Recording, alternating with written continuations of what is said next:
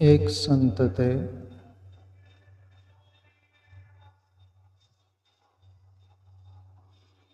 आश्रम था उनका।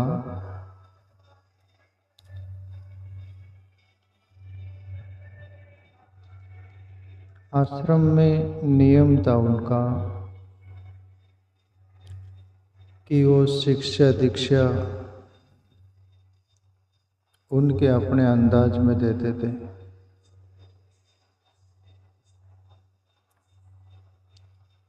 कोई भी गुरु दीक्षा लेने आया है, कुछ सीखने आया है, कुछ जिंदगी के बारे में समझने अनुभव करने आया है, तो उनका ये नियम था कि आश्रम में जो 10 वर्ष रहेगा तभी ही मेरे से 2 शब्द कुछ बोल पाएगा या पूछ पाएगा। उसके पहले आप 10 वर्ष मौन रहकर ध्यान साधना करिएगा।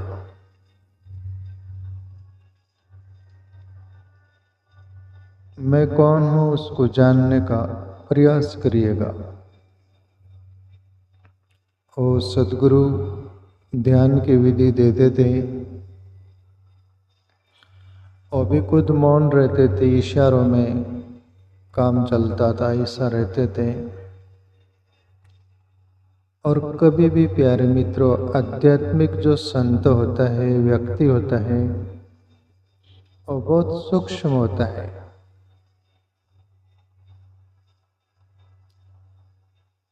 विवेकानंद ट्रेन में जा रहे थे कहीं, एक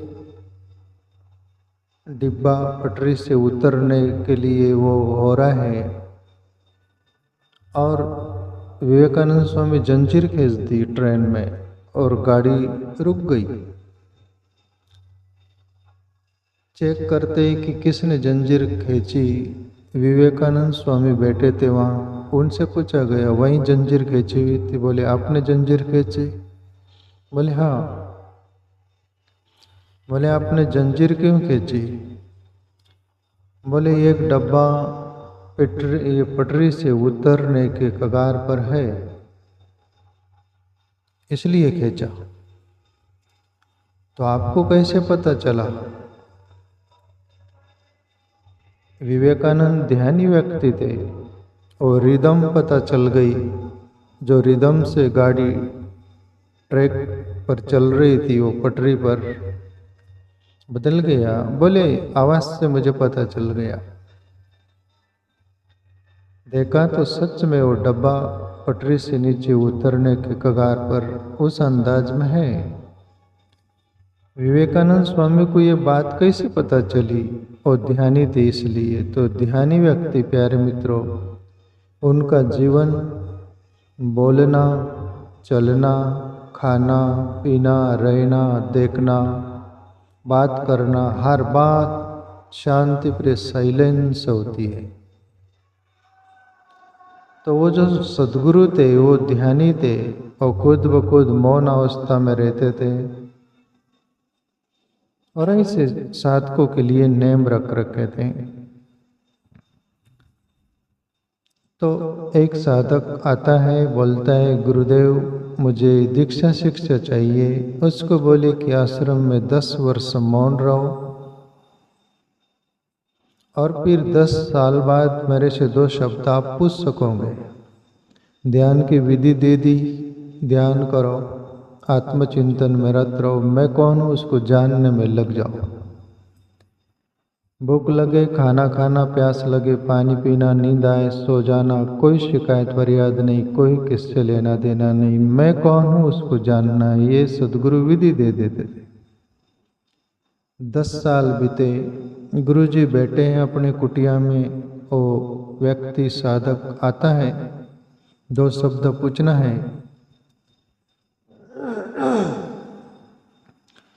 गुरुजी के पास आए, 10 वर्ष हो गए, गुरुजी को भी पता चल गया। गुरुजी उंगली 2 ऐसा करके बोले 2 शब्द में पूछना है। क्या पूछना है? 10 साल वो साधक रहा और गुरुदेव से क्या बात पूछता है।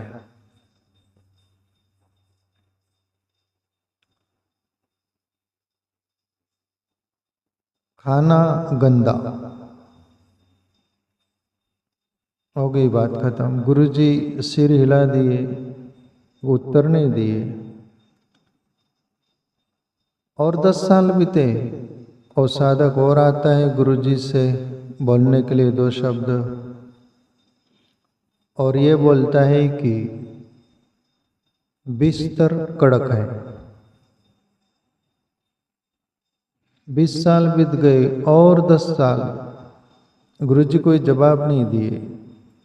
30 साल हो गए, फिर और वही साधक आता है, गुरुजी से बोलता है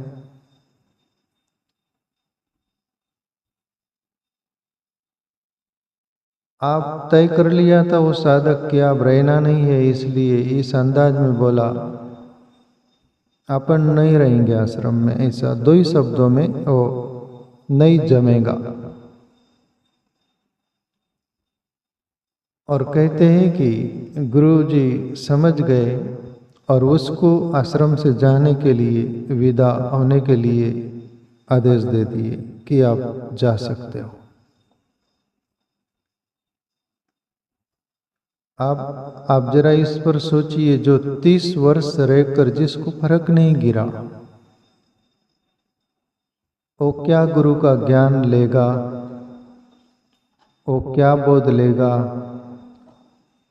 30 साल में यही उसको 10 साल बीत गए, तब बोलता है कि खाना गंदा, मतलब खाना अच्छा नहीं मिलता। जो खाने में अटका हुआ होगा वो भी गुरुकुल में वो ब्रह्म विद्या का अधिकारी नहीं हो सकेगा, और सत्य का अनुभव के काबिल नहीं बन सकेगा। ये साधक 10 साल रहकर भी खाना गंदा मिलता है, इस अंदाज में बोला खाना गंदा। तो प्यारे मित्रों, हम गुरुकुल में जाते, आश्रमों में जाते, संतों के सत्संग में जाते, सत्य की खोज में, सत्य की चर्चा, सत्य का अनुभव के लिए, तो वहाँ पर तुम्हारे जीवन की आवश्यकता को खुट्टी पर घरी टांग के आना। अपन जहाँ से आए वहाँ के माहौल के अनुसार ढल जाना और सत्य की खोज करना। दुराग्रह पूर्वाग्रह छोड़ देना। जैसे ये साधक 10 साल बीत गए फिर भी दुराग्रह पूर्वाग्रह लेकर बैठा है कि खाना गंदा मिलता है आश्रम में।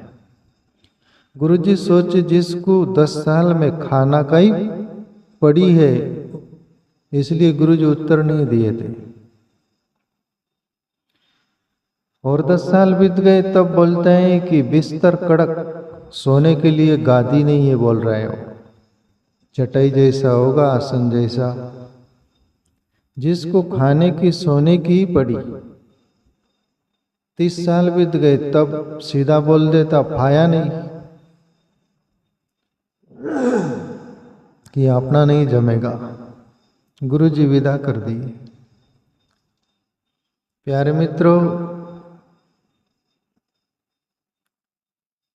ये घर है खुदा का, खाला का घर नहीं। शीश उतार खड़ंग पर धरो, फिर बैठो घर में। कबीर बोले ये तुम्हारा मौसी का घर नहीं, ये परमात्मा का घर है। या अहंकार रूपी शीश दे दो और आवश्यकता रूपी कमजोरी जूते चप्पल की तरह त्याग दो, तब आप ब्रह्म विद्या, ब्रह्म का अनुभव करने के काबिल हो सकते हैं। प्यारे मित्रों, आश्रमों में, संतों के पास, सत्संग में करीब करीब मेरे हिसाब से मेरा बोलना जो है प्यारे मित्रों, थोड़ा किसी किसी को कठोर भी लगता है, लगेगा, लगना ये सहज है।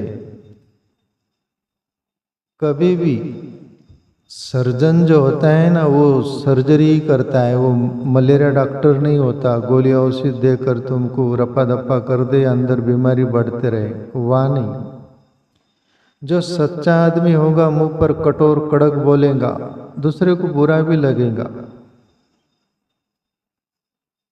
ऐसे ही संतों का रहता है, दो टूक बात करते हैं प्यारे मित्रों। अपना दुराग्रह पूर्वाग्रह वह नहीं रखना, जिंदगी को निखारना है तो। लोग दुनिया सत्संग भी सुनती है, सत्संग में जाती है, उनको जो रुच रहा है लग रहा है उनके हिसाब से वो जो है वो ही वक्ता बोल रहा है, फिर साधु हो, संत हो, कथाकार हो, कोई भी हो। कथाकार प्राय 100% में 80% कथाकार तुमको दुखी नहीं करते, ऐसा तुम मानते हो? आप मानते हो कि नहीं? नहीं मानते होंगे तो आपको अनुभव नहीं। 80% कथाकार वक्ता तुमको नाराज नहीं करते, तुमको बहुत प्यार करते हैं। तुम नाराज हो ऐसी बात नहीं बोलते हो, जो नाराज होने वाली जैसी बात होगी उसको काट देते, आगे बढ़ जाते, पर संत वो काम नहीं करता। वैसे ही जैसा सर्जन जहाँ सर्जरी करना है उसको काट के आंख प्रत्यांग फेंक देता है, वो उसके फिक्र नहीं करता, वो सड़न को निकाल देता है, वो मलम पट्टी नहीं करता। मलम पट्टी से तुम्हारी बीमारी भी ठीक नहीं होगी, तुम स्वस्थ नहीं होगे, तुम्हारा रोग नहीं जाएगा। इसलिए प्यारे मित्रों, सच्चे लोग वीर पुरुष हुए, ब्रह्मज्ञानी महापुरुष हुए, अपने जीवन की कुर्बानी दी, पर तुम्हारे बीच जो बोलना था वही बोले, वो चुके नहीं। जो गोल गोल बात करता है वहां सत्य नहीं प्यारे मित्रों, जहां कटु सत्य बोलते उसको। सगी माँ को भी सच्चा बोलने जाओ गुस्सा आता है, कहते हैं।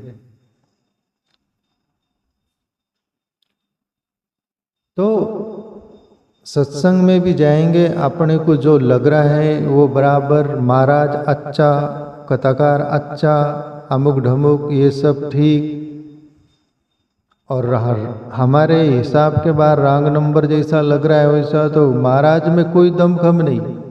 महाराज बहुत गड़बड़ बोलता है, महाराज बहुत कठोर बोलता है। महाराज तो ऐसा बोलते क्या महाराज? तुकाराम बाबा तो बोले, नाइक थी ये सेंदड़ी से रड़तीन पुड़े भटकी जे वेश्या के है नहीं मानेंगे बोले। अब तुकाराम बाबा तो यहाँ है नहीं, जिंदा उस समय थे तब तो लोगों ने यातना पहुंचाई, दुख दर्द तो दिया ही।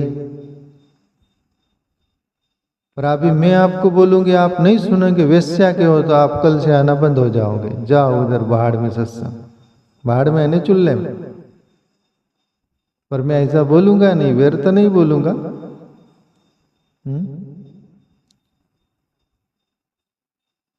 एक चर्च में फादर प्रवचन दे रहा था और वैष्णव पर बोल रहा था, फैसनों पर बोल रहा था। जो चोरी करता है वो ठीक नहीं, वो मान अपराध है। जो व्याभिचार करता है वो मां अपराध है। एक बुढ़ी बेटी थी, वो टाली ठोके, वाह फादर वाह। व्याभिचार करना अपराध है, वो बुढ़ी बोले वाह फादर वाह। चोरी करना मां पाप है, वो बुढ़ी बोले वाह फादर वाह। जुआ खेलना गड़बड़ है, वाह फादर वाह। जीव हत्या करना मां पाप है, वाह फादर वाह। दूसरों को सताना, ऐसा बहुत सारा बोल रहे हो। और आखिरी वो फादर बोल रहे थे कि तम्बाकू खाना मान खराब, शरीर के लिए खराब बात है। तब बोले धिक्कार दे रहे हो, गड़बड़ कर दिया सब। इतनी बात बोला ये तो सब सही थी, पर तम्बाकू खाना ये बोला ना तो ये गलत बोला।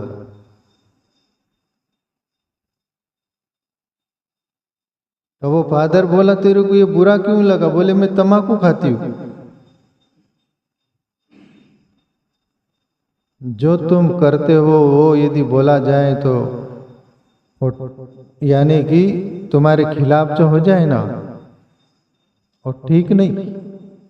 जो तुम करते नहीं वो दूसरे करते होंगे, वो बात बोला जाओ तो तुम ताली बजाओगे, और जो तुम करते होंगे वो बात बोला जाए ना तो फिर गुस्सा होते, नाराज होते। जीवन में निखार नहीं आने वाला प्यारे मित्रों। मेरा अपना जीवन का अनुभव है थोड़ा सा। लोग सुधर क्यों नहीं रहे, मैं प्रश्न करता हूं आप लोगों से। आजकल सत्संग भी जो होते टीवी पर, मोबाइल, यूट्यूब पर, इनके जरिए लोग सुनते, उनको जो सुनना है वही सुनते, उनको जो नहीं पड़ रहा है वो हकल देते, जाओ उधर। क्यों? तुम्हारा जीवन कैसे सुधरेगा? तुम सुधर नहीं सकते। जो टीवी पर, यूट्यूब पर यहाँ वहाँ सुन रहे ना, ये स्वतंत्र रहते। इनको जो करना है वही करते, जैसा जीना है वैसा ही जीते, जो मान्यता है वही मान्य का साथ जीते। 100% में 10% लोग ईमानदार, वो पहली नजर से देखते, आंतरिक दृष्टि से सोचते समझते, वही सुधरते हैं। 90% लोग दुनिया टीवी न चैनल उनके माध्यम से सुधर रहे, न यूट्यूब के माध्यम से सुधर रहे, और कोई साधन होगा, कोई नहीं सुधर रहा, 90% नहीं सुधर रहा। क्यों? तुम स्वतंत्र हो तुम्हारी जिंदगी जीने के लिए।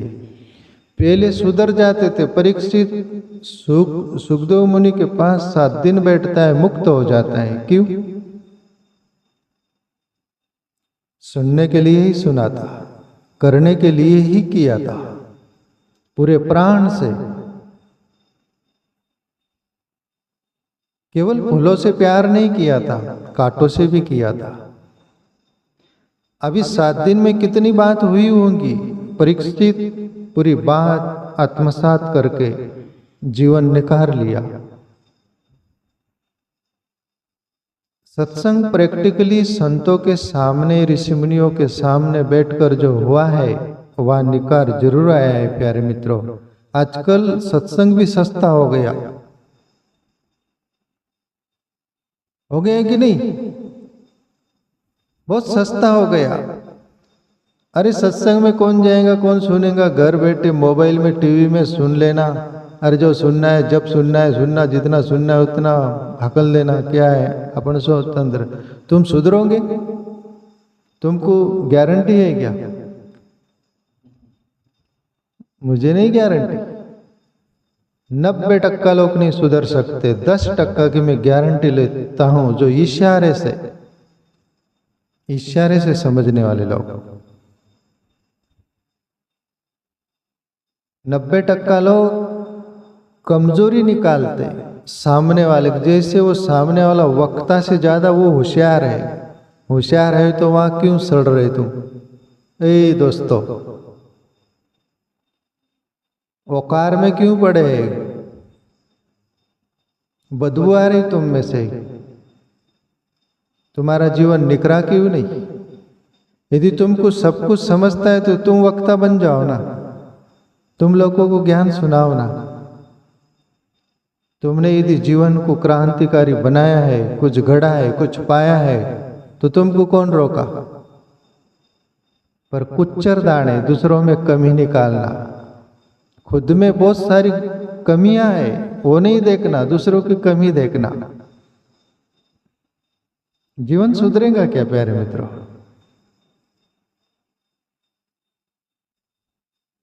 अरे वो महाराज बोल रहा था ना, वो ज्ञान सब में पढ़ रखा हूं। अरे मैं सब पढ़ रखा हूं। यदि पढ़ रखा था तो आत्मसात किया होता ना, तो ये बकवास नहीं करता था। वो महाराज जो बोला वो ज्ञान तो मेरे को सब मालूम है यार। यदि सब मालूम होता है ना, तेरा जीवन कोमल हो जाता है, करुणामय हो जाता, उदार, त्यागमय हो जाता, पवित्र हो जाता। तुझे देखकर लोग शांति महसूस करते हैं, पर तुझे देखकर लोगों की आग नहीं भड़कती है, जैसे वो आग पकड़ती है वैसा। तो ज्वालामुखी का पुतला बन बैठे हैं तुम। प्यारे मित्रों, जीवन का निकार रियल प्रैक्टिकली अपने अंदर से बदलता है, बाहर से नहीं। बाहर से कितना भी कुछ कर लो, मकान के तुम बाहर ही घूम रहे ना, पर मकान के अंदर जब जाओगे ना तब पता चलेगा। ऐसा ही प्यारे मित्रों, जिन्होंने भी पाया और जिसका भी जीवन बदला, परिवर्तन हुआ है, वो अंदर से हुआ है। ध्यान किया, मैं कौन हूं वो खोजा, भजन किया, बहुत प्रयास किया और जीवन बदल गया। वह बदलाव है प्यारे मित्रों।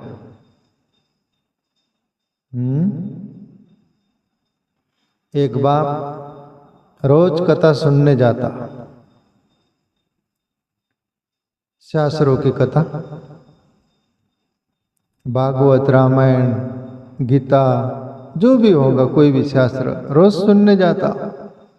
और उसका एक बेटा था, उसको बोलता था, बाप ए मूर्ख, घर पर बैठा रहता, कथा सुनने नहीं जाता, तेरा उद्धार कैसे होगा। बेटा बोलता, कुछ नहीं बोलता था, सुनते रहता था। और बाप जाति कर दिया, बेटे से बोला कि तू कथा सुनने नहीं जाता, कथा सुनना चाहिए जीवन में, उससे उद्धार होता है, कल्याण होता है, भगवत भक्ति बोलते उसको। एक दिन बेटा बोला श्रेष्ठली होकर, पिताजी सत्संग में जिस दिन जाऊंगा ना वापस नहीं आऊंगा। बाप बोला तू पागल है, मैं रोज जा रहा हूं, रोज आ रहा हूं, और तू बोलता है जिस दिन जाऊंगा उस दिन वापस नहीं आऊंगा, ये क्या बोल रहा है तू। हाँ पिताजी। पिताजी को कुछ लगा नहीं, क्योंकि उसके जीवन में परिवर्तन आया ही नहीं था कुछ। और एक दिन बेटा ने ठाना किया जाएंगे, और वो सत्संग में गया। सत्संग पूरे प्राण से सुना, दिल तक पहुंच गया, हृदय तक पहुंच गया। ठान लिया कि आप ईश्वर के ही होके रहेंगे। और फिर घर लौटा नहीं हो। बाप आता है डंडा लेके, पागल, इतना दिन दोपहरी हो गई, मैं सुबह एक आधा घंटा सुन लेता, आ जाता, तू अभी तक नहीं आया, इतना टाइम। बोले पिताजी आप जाओ, अब नहीं आ सकता मैं। अरे सत्संग हम भी सुने सालों से, हम घर धंधा कर रहे, दुकान कर रहे, सब कुछ कर रहे, और तू बोलता है ये क्या हुआ। हम भी सत्संग सुने, तो इतना सत्संग तेरे को लग गया। अरे सत्संग सुनना, जैसे नीचे बैठे पेंट पहन रखे हो तो पेंट को झटक देना, धोती पहन रखे धोती को झटक देना, जैसे कपड़े झटक देना। तेरा ज्ञान तेरे पास, हमको जो करना है वो करेंगे। इस अंदाज में कथा सुनना चाहिए। इस अंदाज में वो बाप ने कथा सुना था, जिंदगी बदली नहीं। दुकान पर जो करता था, लोगों को ठगता था, वही ठगता था। जो चालाकी होशियारी लोगों को ठगता था, वही धंधा करता था, कोई बदला नहीं।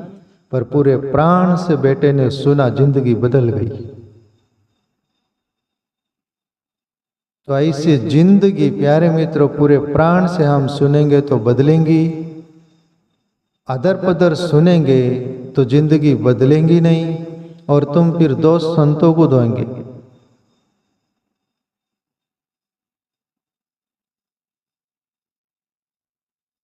जो तीन मूर्ति के बारे में बोली जाती ना बात,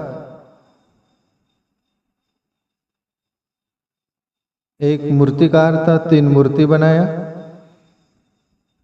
शहर में ले गया जहां लोगों की भीड़ भड़ाका होती थी, सेम फेस टू फेस मूर्ति थी।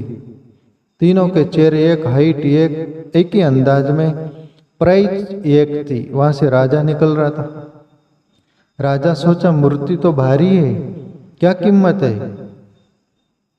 तो वो शिल्पकार जो था, मूर्तिकार, वो बोला एक की 5,000, एक की 10,000, एक की 15,000, एक की 5,000, एक की 10,000, एक की 15,000। तब राजा बोला, तीनों मूर्ति तो एक जैसी दिख रही, कीमत में फर्क क्यों करते हो? एक की 5,000, एक की 10,000, एक की 15,000।